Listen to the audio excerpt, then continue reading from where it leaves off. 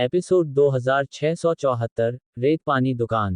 भाइयों, वीडियो को ज़्यादा से ज़्यादा लाइक करें, वीडियो को शेयर करें और चैनल को सब्सक्राइब करना ना भूलें। भाइयों, ज़्यादा से ज़्यादा भाई मेंबरशिप लेकर चैनल को सपोर्ट करें। भूत हॉल। ध्रुव की बातें सुनकर गणेश और आयुष के हाव भाव अचानक बदल गए। उनकी आंखों में अनायास ही आश्चर्य उभर आया। उन्होंने कभी नहीं सोचा था कि सागर वास्तव में भूत हॉल से संबंधित होंगे। इसके तुरंत बाद उन दोनों ने एक बार फिर नजरों का आदान प्रदान किया। जब उन्होंने एक दूसरे की आंखों में आश्चर्य देखा तो उनके दिलों में सदमा और भी गहरा हो गया। छोटे साथी, क्या आप निश्चित हैं कि सागर का समर्थन करने वाला दल वास्तव में भूत हॉल है? ये सुनकर ध्रुव ने निश्चितता के साथ अपना सिर हिलाया। साथ ही उन्होंने भूत हॉल के सदस्यों का मोटा विवरण भी दिया। इस बार गणेश और आयुष के दिल में अब कोई संदेह नहीं था। फिर भी गणेश अभी भी ध्रुव के गठबंधन के सुझाव से सहमत नहीं थे। ध्रुव, आपकी खबर ने वास्तव में हमें चौंका दिया है। हालांकि गठबंधन के नियमों को नहीं तोड़ा जा सकता है। आपको पहले लौटना चाहिए। गणेश ने भौहें चढ़ा लीं और एक पल के लिए विचार किया। तभी वह कुछ झिझकते हुए बोला। उसी समय आयुष ने भी उन दोनों पर अपनी नजरें गड़ा दी। लगभग पहचाने न जा सकने वाले ढंग से अपना सिर हिलाने से पहले उसकी निगाहें तुरंत गणेश से मिलीं। इसके तुरंत बाद उन्होंने ध्रुव से बात की। ध्रुव, आप पहले क्यों नहीं लौटते? बेशक हम ये भी जानते हैं कि यह मामला उतना सरल नहीं है जितना सतह पर दिखता है।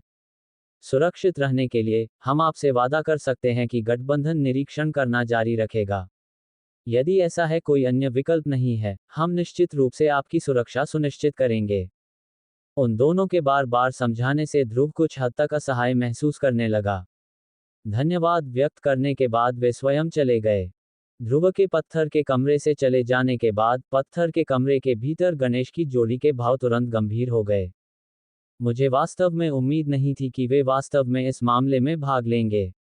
इसके अलावा देखने से ऐसा लगता है कि वे पश्चिमी क्षेत्र को गुप्त रूप से नियंत्रित करने के लिए किन उजाड़ भूलभुलैया घाटी का उपयोग करना चाहते हैं।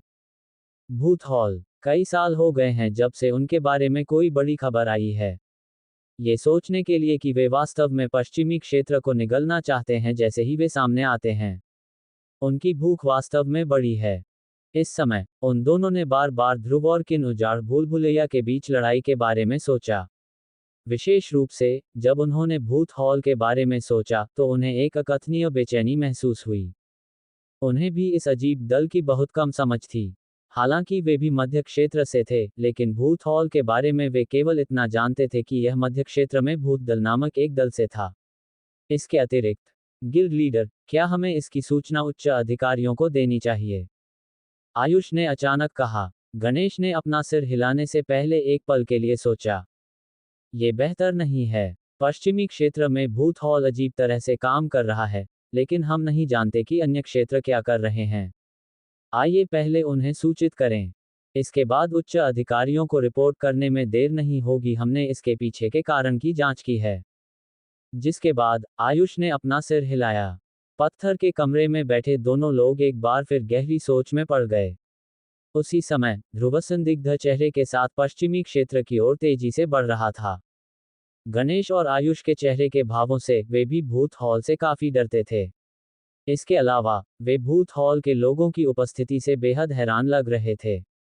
इस बिंदु से यह अनुमान लगाना कठिन नहीं था कि हकीमी एलायंस को लंबे समय से गुप्त रूप से भूत हॉल की गतिविधियों पर नजर रखनी चाहिए थी।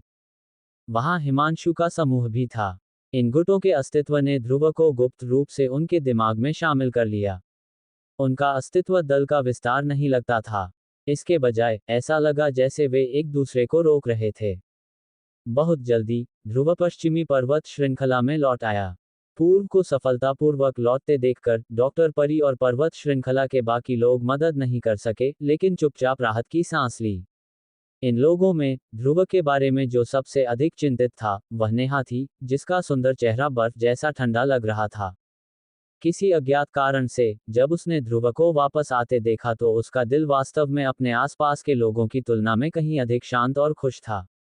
उसके सीने में जो दबा हुआपन था वह भी ढीला हो गया था। जब उसे पहले 2 दिन याद आए जब ध्रुव आसपास नहीं था, तो उसके चेहरे पर मुस्कुराहट के साथ काले कपड़े वाली छवि भी बार बार उसके दिमाग में उभरी थी। उसी समय उसके दिल की गहराई में तथाकथित नफरत वास्तव में गायब हो गई थी और उसे इसका एहसास भी नहीं हुआ था। ध्रुव के पश्चिमी पर्वत श्रृंखला में लौटने के बाद उसने तेजी से अपनी शक्ति को पुनर्गठित करना शुरू कर दिया। 9वें दिन उन्होंने अपने पीछे योद्धा के समूह का नेतृत्व किया और चल पड़े। साथ ही पूरे पश्चिमी क्षेत्र के योद्धा इस बार की बड़ी लड़ाई का निरीक्षण करने के लिए अपने व्यक्तिगत कार्यों का उपयोग कर रहे थे।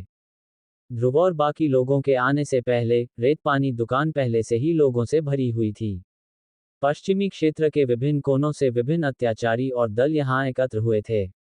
ये सभी लोग ध्रुव और किन उजाड़ भूल भुलैया घाटी के बीच लड़ाई के लिए आए थे। दूसरी ओर बंजब भूमि भूल भुलैया घाटी से दिलजीत के नेतृत्व में समूह पहले से ही रेत पानी दुकान की ओर बढ़ रहा था। पूरे समूह में केवल सागर मौजूद नहीं थे। ऐसा इसलिए था क्योंकि उत्तरार्ध वर्तमान में फ्लैट माउंटेन की पश्चिमी घाटी में था। फ्लैट माउंटेन की पश्चिमी घाटी। सागर की अभिव्यक्ति बेहद बदसूरत थी क्योंकि वह अपने सामने खाली जगह को घूर रहा था, जिसके बाद उसकी नजर अपने पीछे लगी अक्षुण सील पर पड़ी। उसका बूढ़ा चेहरा गुस्से से कांप उठा। सागर ने तुरंत समझ लिया कि बाहरी दुनिया में 6-9 सितारा शक्तिदेव की मौत के लिए एक मूल परिवर्तन योद्धा जिम्मेदार था, जब वह अभी अभी आया था। हालांकि उन्हें ये जानकर राहत मिली कि पश्चिमी क्षेत्र की गहराई में उन्होंने जो प्रतिबंध छोड़ा था वह अभी भी बरकरार था।